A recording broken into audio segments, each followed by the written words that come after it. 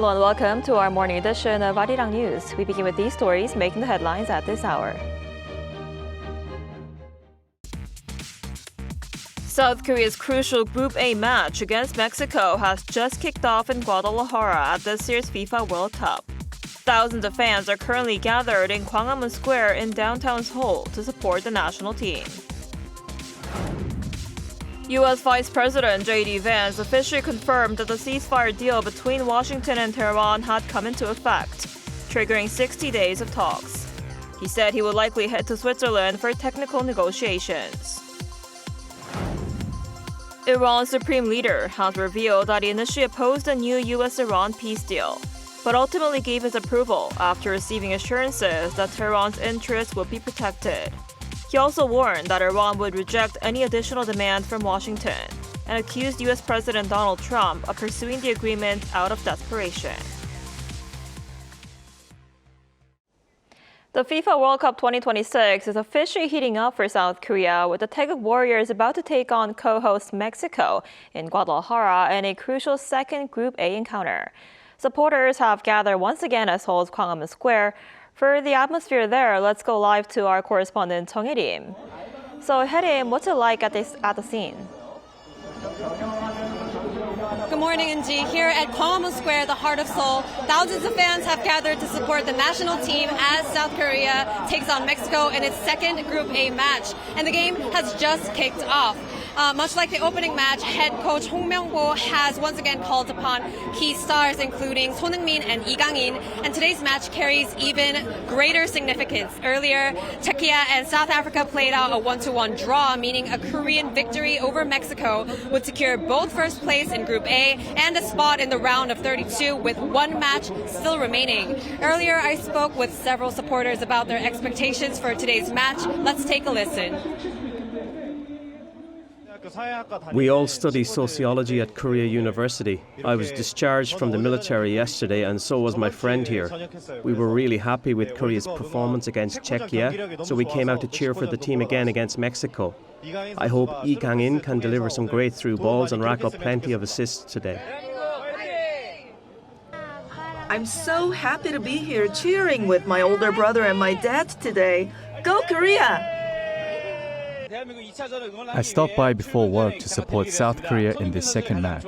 Son Heung-min is my favorite player. As the leader of the national team, I think he'll continue to support his teammates and help them perform at their best. Right, it certainly looks like an exciting atmosphere there. Now, Haerim, the match has just gotten underway. How are fans reacting so far, and what should we be watching for in today's game?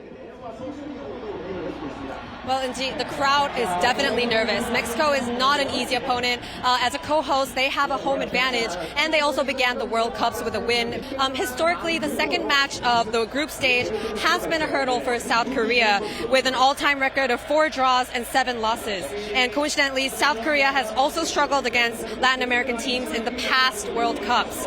However, following the thrilling 2-1 comeback win over Czechia, supporters gathered here at Gwanghwamun Square seem to be pretty confident. Fans are hopeful for the Taeguk Warriors can not only move a step closer to the knockout stage with a win over of the co-host today. That's all I have here, Inji. Back to you. All right, that was our correspondent Haerim reporting from Gwanghwamun Square. The 60-day implementation phase under the U.S. Iran ceasefire memorandum is officially underway. Technical talks are set for Friday in Switzerland, though Washington says the schedule remains flexible. Our Kim Jun-ho reports.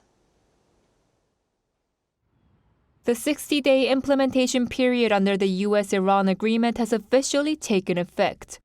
Speaking at the White House on Thursday, U.S. Vice President J.D. Vance confirmed that the clock had already begun ticking. I would say the 60-day period officially started today. It was signed late, and it may have even been signed technically, because of the time shift. I think it's signed technically today, Iran time. So yes, the deal started yesterday. We're going to start the 60-day clock today. A formal signing ceremony was scheduled in Switzerland for Friday. But according to the BBC, mediator Pakistan said it had been cancelled after the agreement was signed remotely. U.S. and Iranian representatives are still expected to meet there, although negotiations on Iran's nuclear program may not begin as planned. Vance said he would likely travel to Switzerland for what he called technical negotiations, adding that the schedule remains fluid and describing Iran as a difficult counterpart. We think these technical negotiations are going to start sometime this weekend. That's still the plan, but that could change because it's not an easy country, Iran, to get out of. Stressing that any economic benefits for Iran are conditional on full compliance, the vice president defended the agreement as a worthwhile test of Tehran's intentions. He also said the Strait of Hormuz should remain open and free of tolls after the 60-day implementation period. On Israel, he called for respect for the peace process with Iran, saying civilian casualties in Beirut are not acceptable, while describing President Donald Trump as Israel's strongest ally.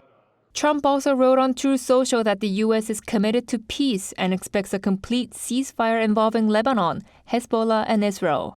The message underscored Washington's apparent effort to prevent any renewed fighting from disrupting the next phase of negotiations with Iran. Kim Junong, Arirang News. An Iran Supreme Leader has revealed he initially opposed the new U.S. Iran Memorandum of Understanding, but ultimately approved the deal after receiving assurances that Iran's interests would be protected. Meanwhile, U.S. officials say Tehran is expected to invite international inspectors to its nuclear facilities as part of efforts to implement the agreement. Our Lee Seung-jae explains more. Iran's Supreme Leader Ayatollah Mojtaba Khamenei says he initially opposed the recently signed Memorandum of Understanding between Tehran and Washington, but ultimately approved the agreement after receiving assurances from Iranian officials that the country's interests would be protected.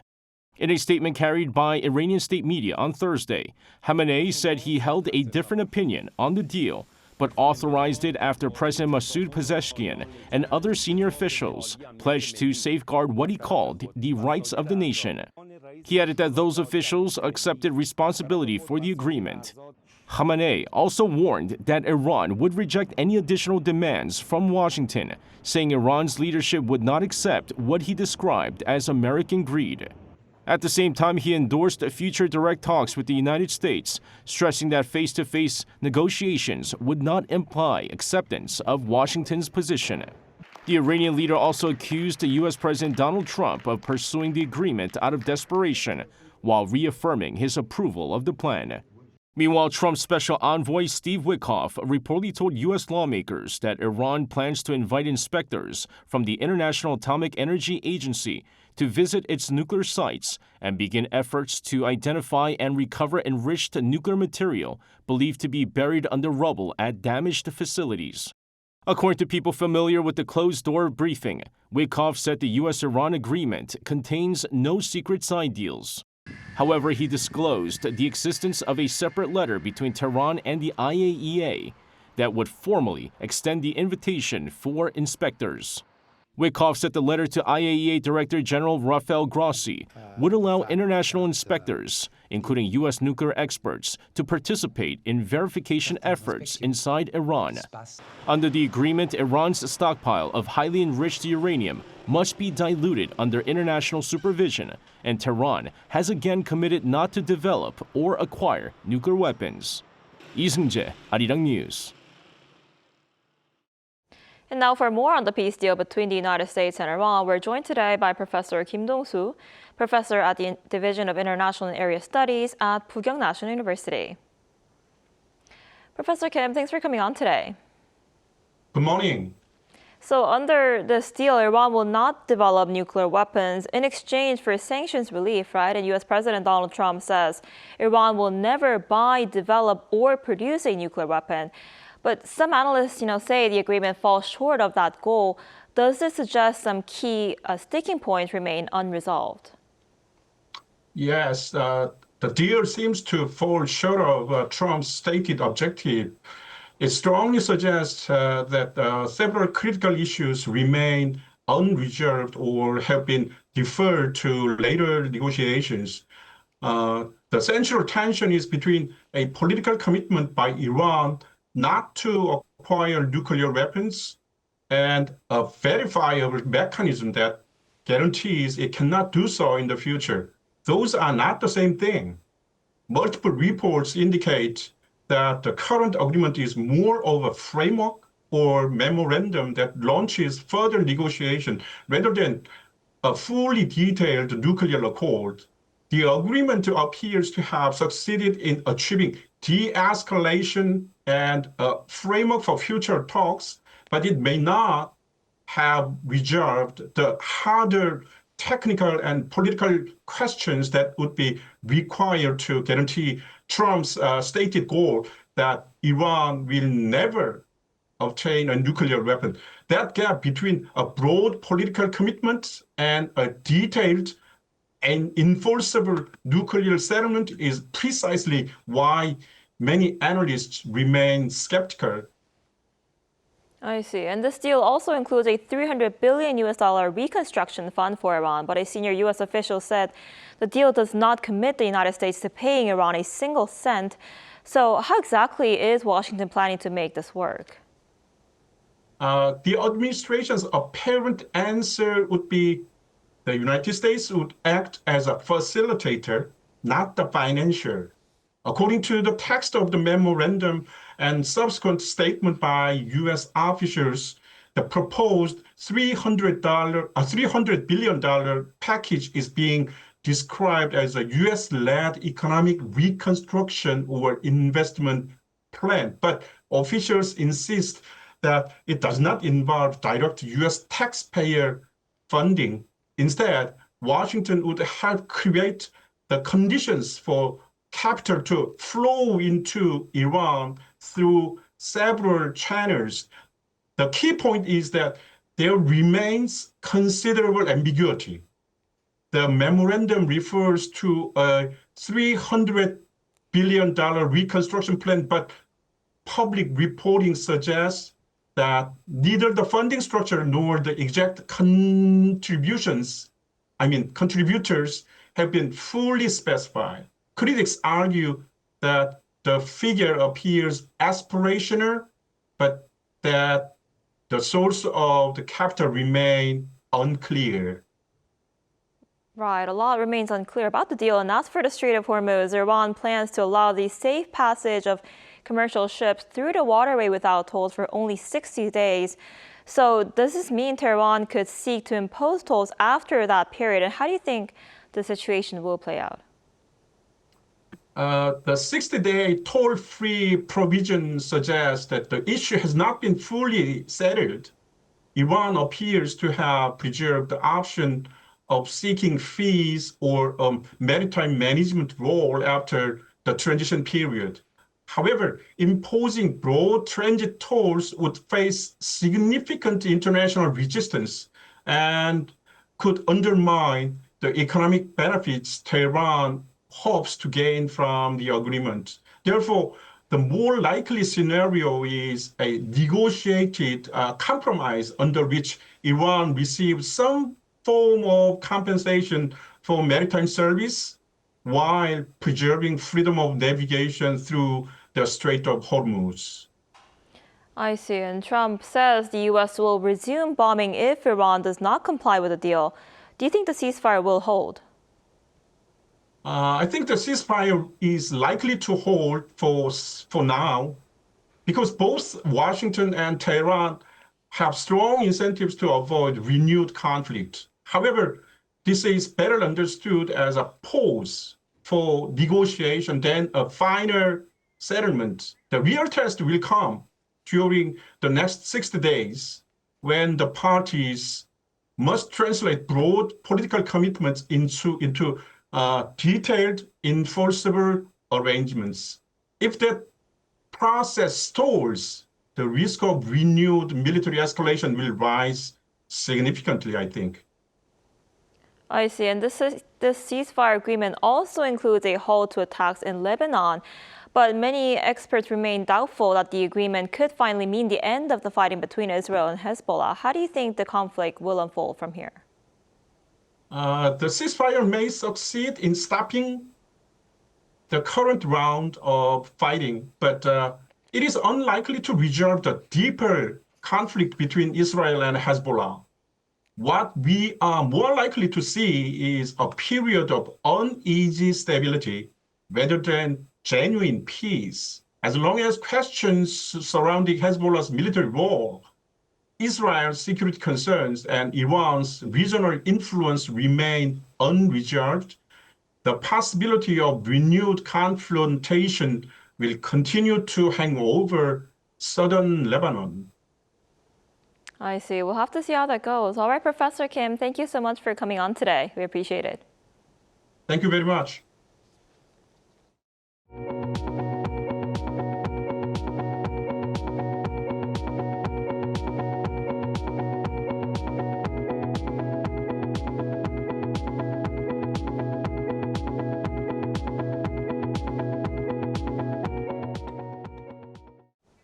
A U.S. diplomat says the denuclearization of North Korea remains a top priority for the Trump administration, despite Pyongyang's continued insistence that its nuclear weapons program is irreversible.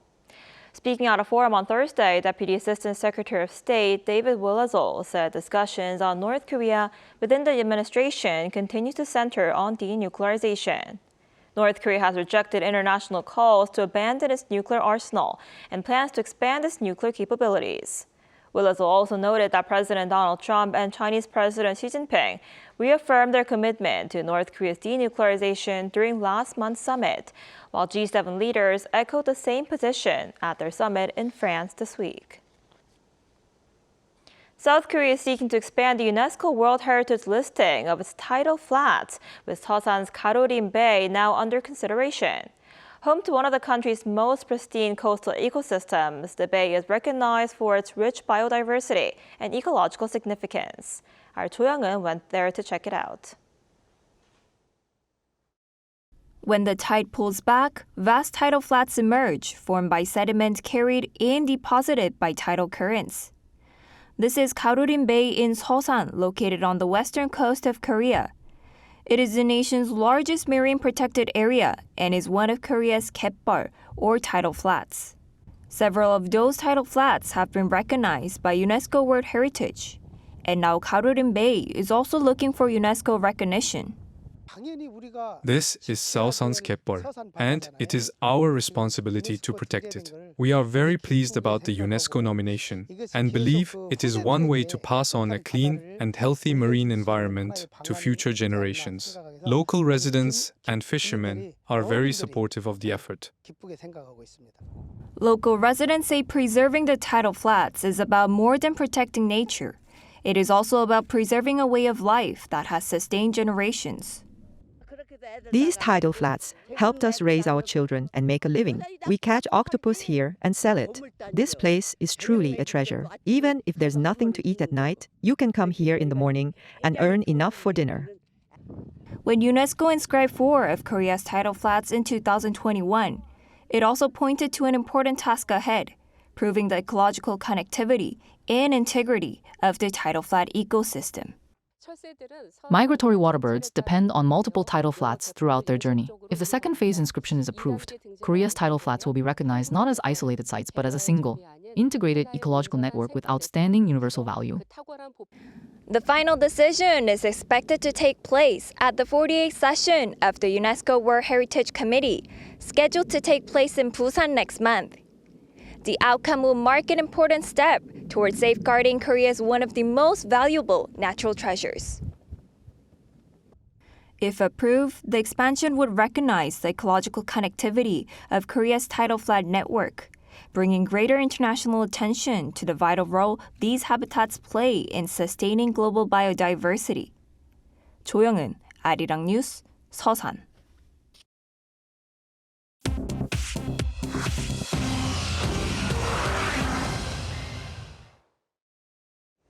Good morning, I'm Choo Ji-hyun, and this is The World Now. Ukrainian drones blasted an oil refinery in southeast Moscow for the second time in 3 days on Thursday, igniting a powerful blaze just 16 kilometers from the Kremlin and causing major disruption across the Russian capital. All flights were suspended and the busiest Moscow airport, Sheremetyevo International, was evacuated. The strikes are part of a wider Ukrainian campaign to cripple the oil revenues that finance Russia's war efforts. by hitting critical infrastructure inside Moscow's Ring Road. Reuters reports that Kyiv is also sending a symbolic message that it is turning the tide of the war, a point President Zelensky made to G7 leaders in France this week. But a Kremlin aide denied that the battlefield situation was shifting in Ukraine's favor. The Chicago Mercantile Exchange sued the U.S. Commodity Futures Trading Commission on Thursday over its decision to let prediction market platform Kalshi and crypto exchange Coinbase offer perpetual futures. CME argues the contracts are swaps under the 2010 Dodd-Frank reforms and that the regulator acted arbitrarily in approving them as futures. The lawsuit seeks to void the CFTC's May approval for Kalshi to list a Bitcoin perpetual future. Perpetual futures track assets like cryptocurrencies, carry no expiration date, and allow high leverage, with global trading volume reaching $61.7 trillion last year. The CFTC calls the lawsuit frivolous and accuses the exchange of fearing competition from rivals. Apple CEO Tim Cook says the company will raise prices across its products to offset surging costs for memory and storage chips amid an AI-driven supply crunch. Cook said the company could no longer absorb the cost and that higher prices were unavoidable, with analysts saying the next high-end iPhone could cost $270 more. The price of memory and storage chips has jumped fourfold since last year as Google, Microsoft, Meta, and Amazon pour money into AI data centers. Cook called the swing a 100-year flood, unlike anything in his 4 decades in the industry. The chip market is dominated by just 3 players: South Korea's Samsung and SK Hynix, and America's Micron, whose share prices have soared more than 800% over the past year.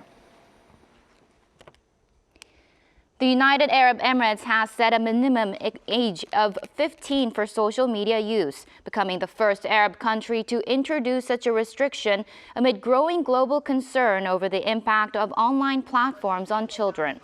Under the rules approved on Thursday, those under 15 cannot open or run personal accounts, meaning no posting, commenting, sharing, or joining public groups. 15 and 16-year-olds may use platforms only with added protections such as screen time limits, parental oversight, and curbs on contact from strangers. Companies must verify ages through digital identity or AI tools rather than simply trusting what users enter, and they have 1 year to fall in line.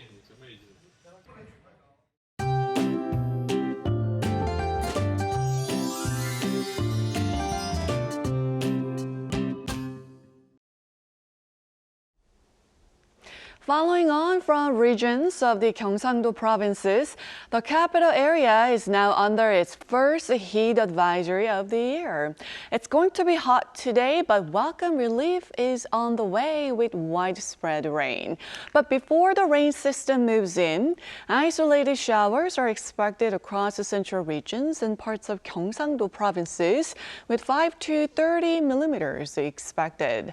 Then a much-needed rain system will gradually move in later today. Rain that began over Jeju this morning will spread to the rest of the country and continue through tomorrow, with downpours expected further south. Rain will cool things down, but not today. Seoul will be getting up to 33 degrees Celsius. Daejeon and Daegu will be topping out at 32 degrees. Rain will gradually ease from western regions tomorrow. Then we'll have more comfortable temperatures next week.